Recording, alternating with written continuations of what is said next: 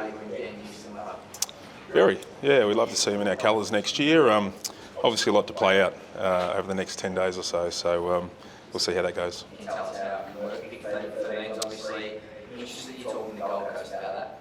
Yeah, look, I'm not going to talk about specifics of deals. There's so much to play out. So without going through the detail, we just love to see him in our colours. You like the specifics? We've only been doing this 5 minutes. Can we wait a little bit longer? Got a few more clubs to speak to. So. Does Joe Richards move up to get that done, given what you've proposed today? Oh, or potentially, because Dan plays for Port and Joe plays for us. So, but again, there's a lot to play out. Oh, we haven't even spoken to Port yet at all, face to face. So a bit to go through.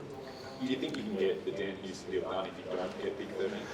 It's a good question. I'm not sure. Again, there's lots to play out. We've got John Noble to look at as well. He's very keen to join the Gold Coast. Obviously, he's a contracted player though. So, yeah, there's a bit in it, isn't there? Again, we're only 5 minutes in, but there's a lot to play out.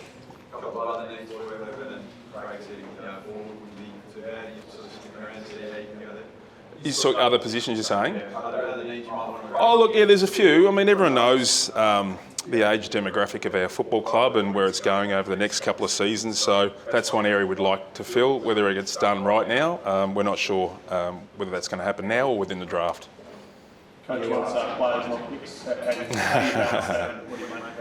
Well, picks are players, but I think to elaborate on that, I think what Craig means is when you have a guy like John Noble, you've got a 27-year-old established guy, you know what you're getting every week. Maybe you pick one or two, you know what you're going to get, but as you hit the middle parts of the draft, he is a bit of a raffle at times. So I think that's the point. He still loves draft picks and all these players, but yeah, that was the mentality behind it. Yeah. Yeah, absolutely. I mean, that's where we hold the cards, don't we? He's still got 2 years to run on a contract, and he's our player, and they have to facilitate the deal as well. Do they give you a bit of leverage in that deal? Oh, of course, yeah. I think when you've got the player contract, it gives you more leverage than not, yeah. You've played, you've coached, what is the list boss job entail here? I'm just working it all out. I think one thing I want to do is be, I guess, true to our footy club and what we do, but also be open and fair and honest to help facilitate things as well. But we'll see. I might be some grumpy old bugger in about 4 days' time. I might change my mind, so we'll see. What would you used to bring? Just what you like? Oh, well, obviously he's two-time All-Australian in his position. We're looking at John, who's the same position, leaving our football club. So obviously that's a pretty obvious replacement there, isn't it? Yeah. Yeah, I think so. Yeah.